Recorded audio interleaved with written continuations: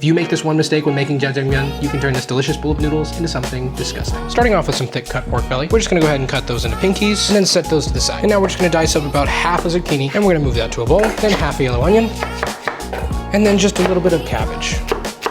And now we're just gonna matchstick some ginger, thinly slice some green onions, and then roughly chop some garlic. Start by preheating your pan to medium-high heat. Then you're just gonna add a generous amount of food lube and then add in your black bean paste. Now this is where people tend to make the mistake. Now you're gonna wanna make sure you fry this pretty thoroughly because if you don't, your sauce is going to be bitter. Then after about a minute, we'll go ahead and remove it. Then we'll just add in our pork belly, making sure that it's nice and spread out so the fat can render evenly. With a little pinch of salt, and once it's nice and crispy, we're gonna remove most of that fat, but still leave some. Then in with our aromatics, the rest of our veg. Then we'll add back in our bean paste, along with oyster sauce, some beef bone broth, salt, white pepper, and a good amount of sugar. Then we'll add a little bit of a slurry just to thicken it up a bit. And lastly, we'll just julienne some cucumber.